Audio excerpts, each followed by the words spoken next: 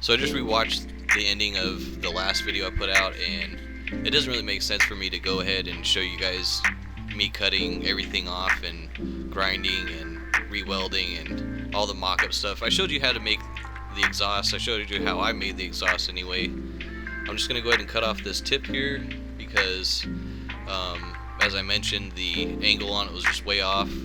I just freehanded the last 3 welds and didn't really measure too much just because I was rushing and I wanted to have this thing done by Sunday night.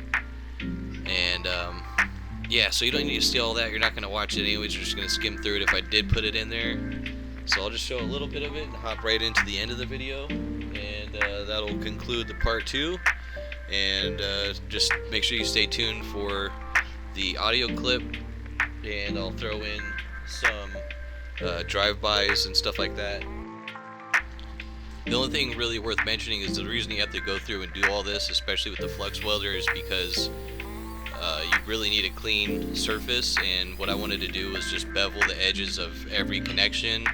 That way I could build up a weld and push it over onto the beveled edge and connect the 2 pieces of metal. And that's why it's so important to really take your time when you're mocking things up and to make sure that you only do one little tack weld. I was getting carried away because I am still learning how to weld, and I thought this was a great learning experience. And yeah, so every mistake that I made, I have to redo everything, and everything just takes more than 2 times longer because you have to get rid of so much material, and it's just part of the learning process.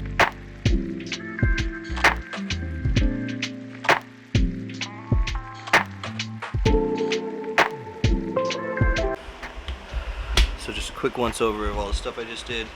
Hanger option number 2. If that doesn't work out, if this doesn't work out right here, oh boy, I thought that was cold, but it was just piping hot. Alright,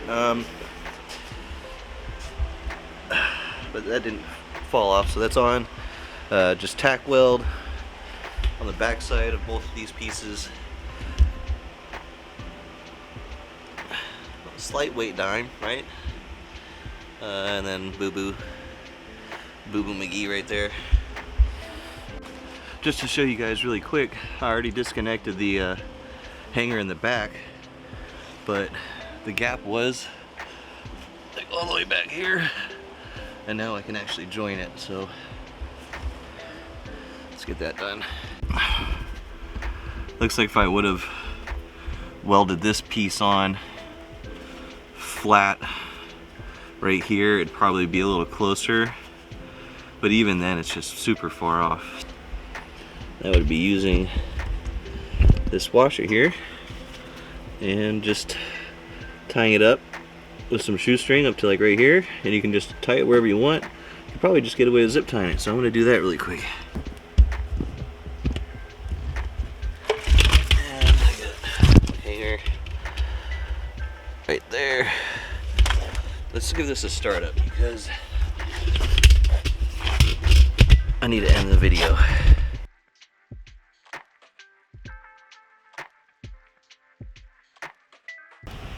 Alright, so it's not fully welded up, but it should give me an idea of what the sound's going to be.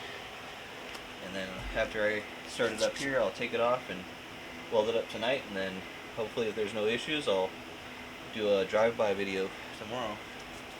Let's see how this sounds.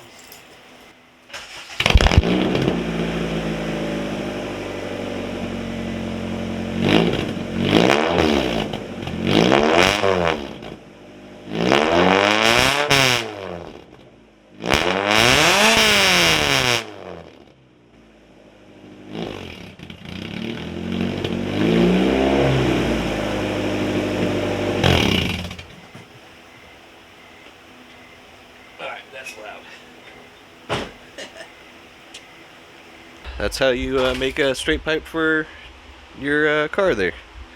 So I hope you guys enjoyed that video. I had some fun making it. I'm gonna go ahead and wrap up the welding. You can stick around for that if you want. Just make sure you like, comment, subscribe, and share the videos with your friends. If you like them.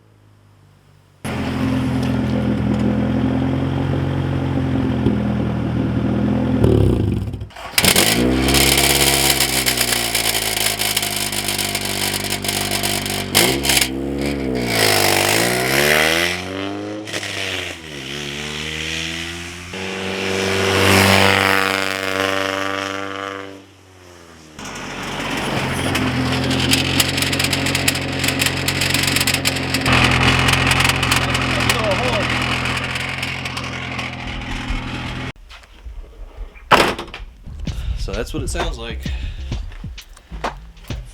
And yeah, maybe I'll have to figure out a different silencer method here, because this only seemed to work once. Maybe I could reinforce this or something, but I don't know. That's gonna do it for this little video. Just wanted to show you the difference between the sound quality. Sorry I couldn't really get that after all, but hopefully the cabin kind of gives you an idea. It was a lot quieter with just the can on there, and maybe moving forward I'll just double up, you know, like you would with the Jimmy hats you heard. But yeah, that's gonna do it for this video, you guys. Peace out. Here.